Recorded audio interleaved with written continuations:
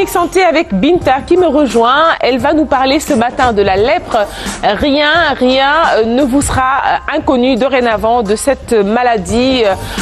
C'est vrai on peut guérir de la lèpre, effectivement, et Binta nous en parlera. Mais elle va d'abord nous parler des symptômes de la maladie. Bonjour Binta. Bonjour Nafissa. Comment ça va? Bien. Très bien réveillée? Oui, on ça n'en doute pas, avec tes couleurs, on n'en doute pas du tout. En tout cas, c'est une belle entrée en matière pour parler de dermatologie. Donc ce matin, tu as choisi le thème de la lèpre. Pourquoi? Tout à fait. Nous avons choisi le thème de la lèpre parce que déjà le mois de janvier, c'est le mois de la lutte contre la lèpre. Et au Sénégal, on a célébré cette journée-là le week-end dernier avec, la Direction générale de l'action sociale. Vous savez, la Direction générale de l'action sociale qui est au ministère de la Santé et de l'Action sociale est chargée de gérer ces couches vulnérables-là. Et la lèpre, ce qu'on voudrait qu'on retienne trois choses par rapport aux symptômes et aux signes, c'est que la lèpre est une maladie qui n'est pas héréditaire. C'est ce que pense la majeure partie des Sénégalais. On a cette croyance-là que la lèpre, elle est héréditaire, mais la lèpre, elle n'est pas héréditaire, c'est une maladie transmissible. Oui. Son traitement est gratuit au Sénégal. Les personnes qui sont dépistées de la lèpre sont soignées gratuitement parce que c'est l'Organisation mondiale de la santé qui a mis à la disposition des pays les molécules qui viennent à bout de cette maladie-là. Le troisième élément, c'est que les symptômes peuvent rester inaperçus au bout de 20 ans. Ah, elle couve aussi longtemps? Aussi longtemps, 20 ans. Ce qui fait que quand les premiers signes apparaissent, qui sont la tache, qui ne ressent pas le froid ou la chaleur, on demande à ce que les gens aillent pour le dépistage, pour que l'on puisse commencer à prendre en charge et guérir de la lèpre, c'est possible. Il y a des malades qui sont au Sénégal qui sont guéris de la lèpre et vous en verrez déjà dans le reportage que nous allons regarder. Nous avons interrogé dans le reportage le docteur Lalla Fall, oui, qui est dermatologue. Nous avons également parlé au président de l'association de la lutte contre la lèpre et des maladies tropicales négligées. Et nous avons également donné la parole à la DAO, qui est une ONG qui appuie beaucoup la lutte contre la lèpre au Sénégal et qui accompagne le ministère de la Santé et de l'Action sociale dans ses œuvres pour la lutte contre la lèpre à travers tout le pays. On va suivre déjà ce reportage. On va suivre ensemble ce reportage. La lèpre est une maladie infectieuse causée par une bactérie. Elle affecte la peau et les nerfs et peut créer des lésions progressives et permanentes. Les signes au niveau de la peau se manifestent par une tache ou un bouton clair qui ne gratte pas, qui ne fait pas mal, donc au niveau de la peau, et pouvant siéger partout au niveau du corps. L'autre signe, c'est les signes au niveau des nerfs. Le patient peut sentir des sensations de fourmillement, donc au niveau des membres. La lèpre n'est pas héréditaire, mais peut être contagieuse dans certaines formes. Il y a des formes de lèpre qu'on appelle des lèpres minimes. Il y a des formes de lèpre diffuse où la bactérie est diffuse dans tout l'organisme. Et c'est le deuxième cas de lèpre diffuse qui est contagieuse. Et malheureusement, c'est cette forme qu'on retrouve plus donc, chez les nouveaux cas au Sénégal.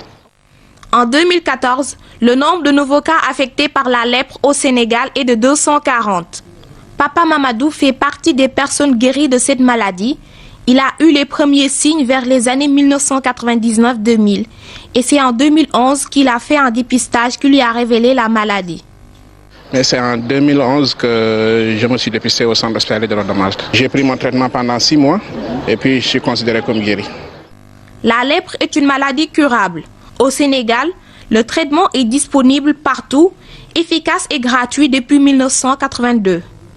Les personnes affectées sont soumises à une polychimiothérapie sans mutilation. Le traitement dure 6 mois à 12 mois, donc 6 mois pour la forme minime et 12 mois pour les formes contagieuses potentiellement.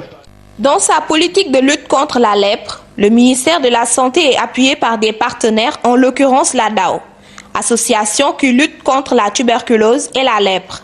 Depuis 1979, elle soutient notre pays et a mis le focus sur les villages de reclassement sociaux. Nous en avons 9 actuellement qui regroupent une population générale de 11 000 habitants avec à peu près 900 anciens malades de la lèpre qui sont pas des malades qui sont contagieux, mais donc c'est des gens qui ont eu la lèpre, qui sont traités et qui sont guéris, mais seulement handicapés de la lèpre.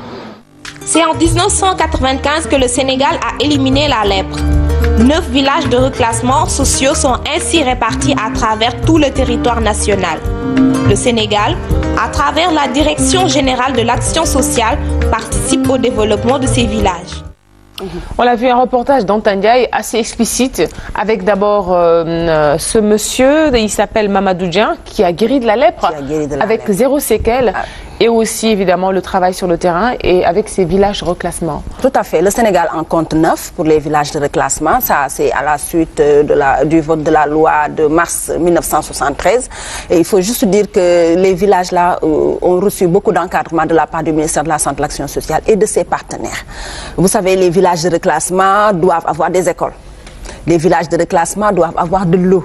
Les villages de reclassement doivent avoir toutes les infrastructures de développement qui leur permettent d'être des villages et également de garantir la sécurité des personnes qui vivent dans ces villages-là. Et aussi et surtout de lutter contre la stigmatisation parce que quand on parle en général ou quand on entend le terme village de reclassement, les gens pensent que s'ils vont là-bas, ils vont attraper la maladie. Or, ce n'est pas le cas. C'est ça. C'est pour ça qu'il y a également au niveau du ministère de la Santé et de l'Action sociale beaucoup de communication pour que les gens comprennent que dans ces écoles-là, il n'y a pas seulement que les enfants qui sont du village de reclassement, on y intègre d'autres enfants parce que tout simplement c'était une loi qui était de 1973 mars et le ministère de la Santé même travaille à la revisiter, à vraiment l'ôter de notre paysage. C'est de faire de sorte que cette intégration-là que le ministère de la Santé et de l'Action sociale cherche pour les villages de reclassement, que cette intégration-là soit et que les autres ministères travaillent sur la question, accompagnent le ministère de la Santé et de l'Action sociale et la Direction générale de l'action sociale. Nous allons écouter Mme Koumba Wade qui est chargée des personnes vulnérables et qui va un peu dire les actions que le ministère de la Santé a eu à faire pour ces villages de reclassement et les démarches qui sont en cours pour que ces villages-là vraiment n'aient plus cette appellation de village de reclassement parce que pour lutter efficacement contre la lèpre, la stigmatisation doit être la première chose qu'on doit éliminer de notre vocabulaire. Et nous allons écouter Mme Koumba Wade sur la question. L'application de la loi a été même identifiée comme action prioritaire dans le programme législatif du ministère de la Santé et de l'Action sociale 2016.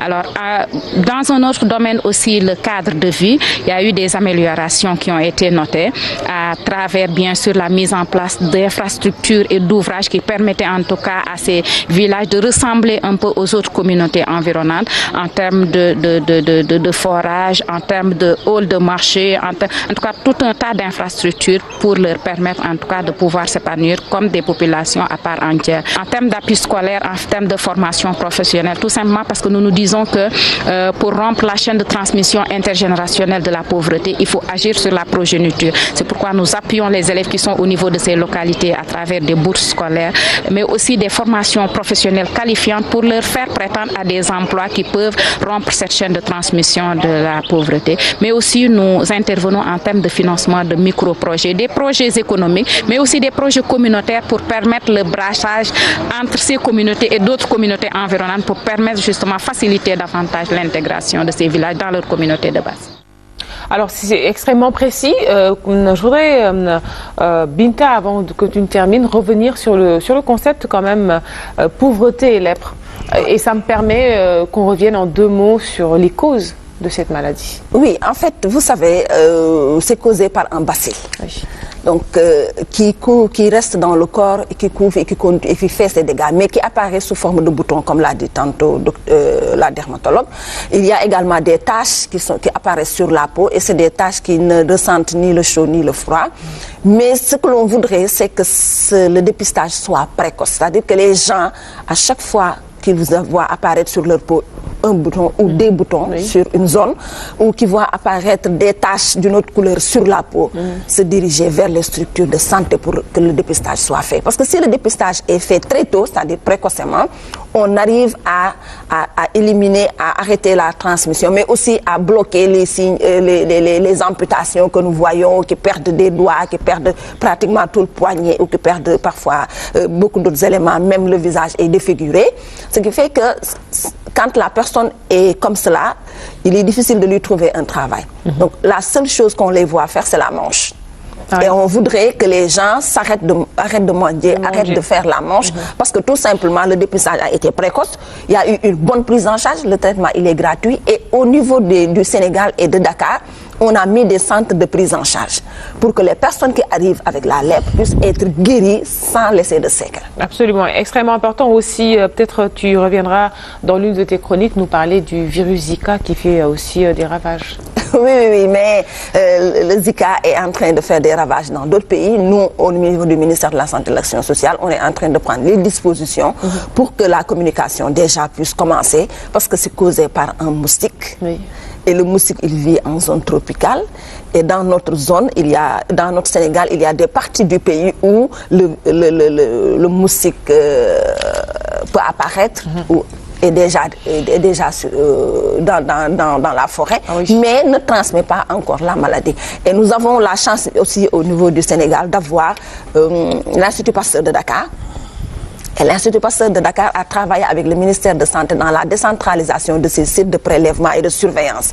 Ce qui fait que dans ces zones où peut apparaître le Zika, il y a une unité de l'Institut Pasteur qui surveille pour que la riposte, s'il y a lieu, soit précoce. Et il faut également dire que le ministère de la Santé et de l'Action sociale a une direction de la prévention au sein de laquelle il y a une unité chargée uniquement de la surveillance et qui fait la surveillance de toutes les maladies endémiques et à potentiel épidémiologique. C'est rassurant, c'est bon pour le moral à 7h06. Merci beaucoup Binta pour cette page santé que tu as signée ce matin.